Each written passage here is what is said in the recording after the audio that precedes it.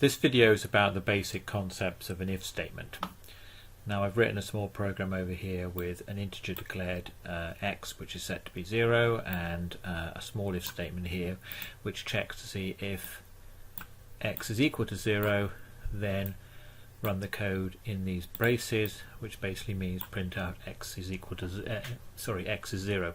Now since we have set x equal to 0 and we're checking x is equal to 0 here, then we might reasonably expect it actually runs that code, and oops, if we go over here we find that actually it does, it prints out x is 0.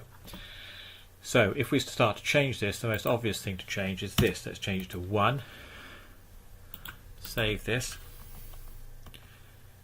compile it and run it, and now it doesn't print anything because this condition is no longer true, therefore we don't do the code here. Okay, so let's change this again, and let's now change the condition here from x is equal to 0 to x is not equal to 0.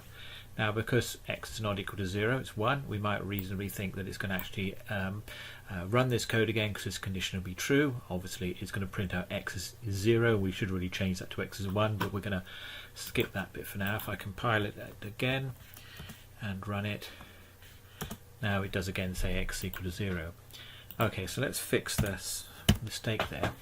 Suppose we wanted it to print out something different if x is equal to 1. Well, we could obviously just do this here. Put x not equal to 0, or rather we could put x equals 1 there, and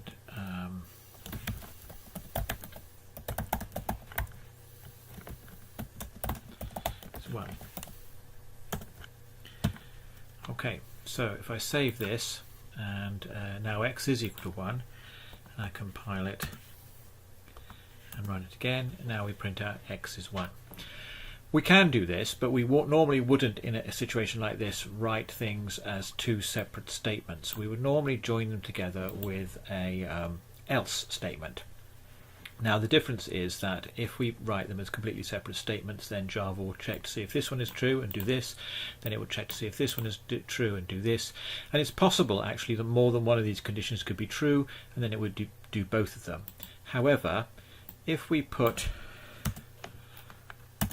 the keyword else in there, if it checks this first condition here and this is true, it doesn't even bother checking this one here. Okay, it just basically says, okay, I've done this statement now, I'm just going to skip the rest of it. But otherwise, in this particular case, we'd get the same result as we had before, and it prints x is equal to 1. But we could actually change this to be equal to greater than or equal to 0. Okay, so in this particular case we're going to change this back to 0. So now we've got x is equal to 0.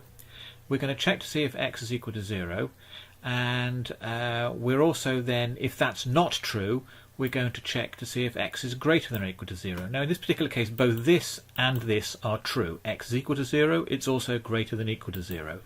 But because we put the else in, it's only going to print the first line there. It's only going to print the x is equal to 0. It won't print the x is 1 because it's checked this. This is true. Because this is true, it's skipped all this. If I take the else back out again, and I save it, and I do the same, compile it and run it, now it's printing both of them, because these are now two completely separate things. It's checked this one, it's true, it's done it. It's checked this one, this is also true, it's done it. Let's take that back up there, and we put the else back in. Let's also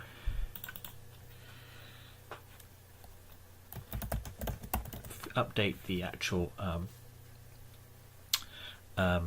statement so that it's more accurate, and let's actually make it a bit less ambiguous now and take that out. So rather than being x greater than or equal to 0, it has to be greater than 0 specifically.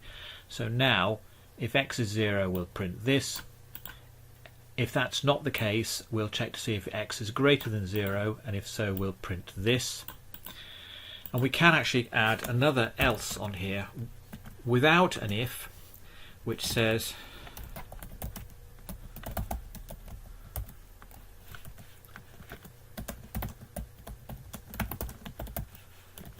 actually I need to update that. So just put the bracket in there. Okay, so now we've got a three-way if-else statement. The first condition checks to see if x is equal to 0. If it is, it does this.